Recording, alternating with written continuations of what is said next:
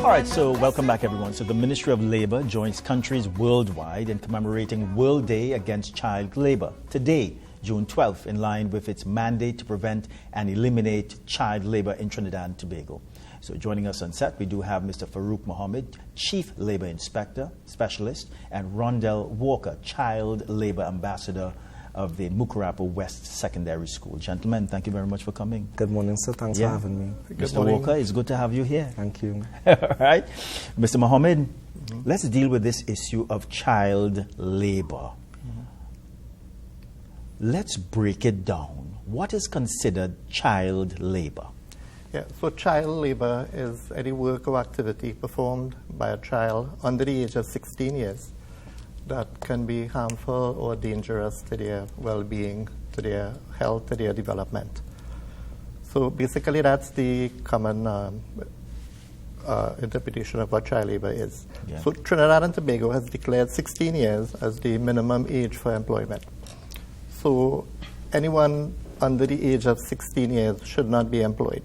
Of course, there are exceptions. For example, a child working in a family business or helping out around the home, in the garden, on a farm, or even on weekends or during school vacation time. Once they are not exposed to any sort of dangerous or hazardous conditions, those are normal activities that are permissible for those children under the age of 16 years. Yeah. Rondell, Yes. you're the Child Labor Ambassador at the Mukurapo West Secondary School. Tell us about the work that you all have been doing at the school. And why was this such an important issue that you feel that you wanted to be involved in? Okay, well, right now at my school, we are presently, the other child labor ambassadors, we are presently doing a poster campaign where we basically stick up posters around the school and let other children read it, and they can also stand against child labor. And we also have, what do you call it? We also have what I'm looking for.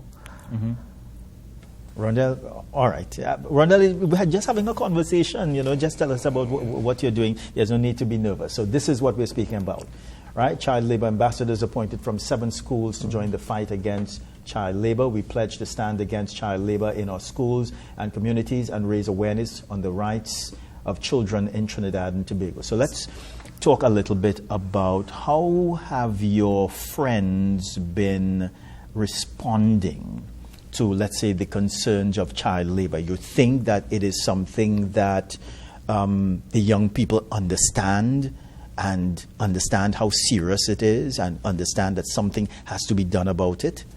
Well, yes, I do. Well, presently at my school, we are actually watching around, and we are asking children, how has your home been? Yes. What do you do after school? How is stuff going? So like basically if they tell us, well, they are working on stuff, sometimes we will take it back to, well, the labor inspector here, we will take it back to him and we will let him know that this person is working and so on. So, right. Yes. Okay. So, Mr. Mohammed, so is this a common occurrence that you're seeing child labor in Trinidad and Tobago? Yeah, child labor, from our reports, is happening within the family unit. Right. So its parents, guardian, a sibling or a relative is putting the child in that child labor situation. And what we have found is that some of these families are facing economic hardships, difficulties. Adults in the home may have lost income, lost their job, and as a last resort, they have turned to their children to assist in bringing finances into the home to support the family. In a couple of the other situations, the pandemic would have had an impact on students as well, children. Some of them may not have been able to join online classes, and as a result, when school physically reopened, they were unable to keep up or join and fell out of the system. So we're working with the Ministry of Education when we find these cases to have those children reintegrated into the school system, and also with the Children's Authority And we are also working with the Ministry of Social Development and Family Services to provide some sort of social support services to these vulnerable families so that they can, ensure that their children are in school and not resort to keeping them out in child labor. Does your ministry have data on this? Yeah. As to show how serious the situation is, how frequently it is happening? Yeah. So looking at a global perspective first, the last estimates released by the International Labour Organization in 2021 revealed that there were 160 million children involved in child labor across the globe. That is 97 million boys and 63 million girls. Right. And this represents 1 in every 10 children in the age group 5 to 17 years across the globe. In the local context, a research done by the Central Statistical Office in 2022 in collaboration with UNICEF revealed that there's a 4.3% rate of children in child labor in Trinidad and Tobago. So that represents 4 out of every 100 children in Trinidad and Tobago is involved in some aspects of child labor in the age group 5 to 17 years. The research also showed that there is 2.7% children involved in hazardous child labor, which is almost 3 in every 100 children in the 5 to 17 age group again. And this exposes them to dangerous conditions such as working on a farm and exposed to dangerous chemicals or sprays or machinery. They may be working at a traffic light, lifting heavy bags of agricultural produce, weaving through the traffic, which by itself is hazardous, it's dangerous. Selling on the beach by themselves, put them at risk of other issues as well too. So the Labour Inspectorate, through the National Steering Committee for the Prevention and Elimination of Child Labor, working together. It brings together 14 government agencies, 2 NGOs, and academia, working together to develop strategies and plans to address the issue. So the steering committee is broken up into 4 subcommittees. The first subcommittee has responsibility for data collection, and they're currently working with the CSO to have continuous data collection so we can monitor and evaluate our programs that we implement over time. The second subcommittee has responsibility for developing a light and hazardous work list. We have had consultations in May in Trinidad, and we're scheduled to have consultations in July in Tobago. Now, following that, these lists would be drafted. The hazardous list would identify those activities that are prohibited for children under the age of 18. And the light work list would identify those activities that are permissible for children under the age of 18. The third subcommittee has responsibility for developing a child labor policy, and we are working with the International Labour Organization to have that drafted. That committee is also responsible for developing protocols for collaboration, because there are a number of government agencies that have responsibility for child labor, and working together in harmony enhances our ability to ensure that a whole of government approach is utilized in addressing the issue holistically, preventing and eliminating. And the fourth subcommittee has responsibility for public awareness campaign, and they would have developed the Child Labor Ambassador Program, which was a 2-day training program for 30 students across 7 schools. And that training would have exposed them to issues of the rights of children, child labor, how they can seek assistance from the ministry and other agencies. And the ambassadors one of their first activities has been to produce 7 radio advertisements, which we are rolling out on radio stations across the country. So they are very innovative in terms of their approach, and the ministry and the committee is here to provide support to the child labor ambassadors as they roll out additional activities. For example, developing information booths in their schools and also in their communities.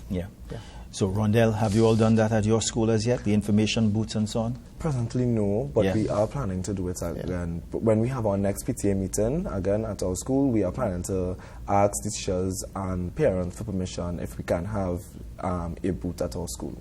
Yeah.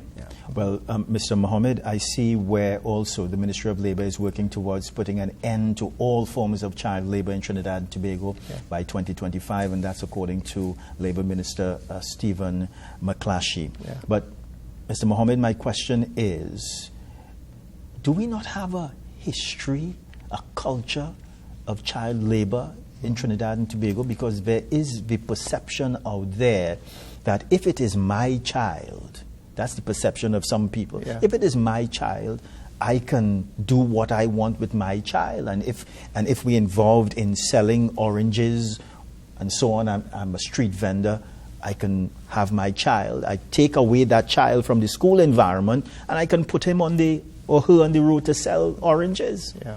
So we recognize that may have been the norm culturally, socially in the past. But when we look at the impact it has on the child, missing out on their education. So people, in the end, the guest didn't come. But we should not be surprised. He just couldn't speak the truth, so he didn't turn up. But I won't back down, no, I'll never surrender. Listen, and listen very clearly. Trinidad and Tobago will always be first. There is the door. You can close it on your way out. This is what I was made to do. Are those crocodile tears? Crocodile tears? Really? This is high sports. That won't work here.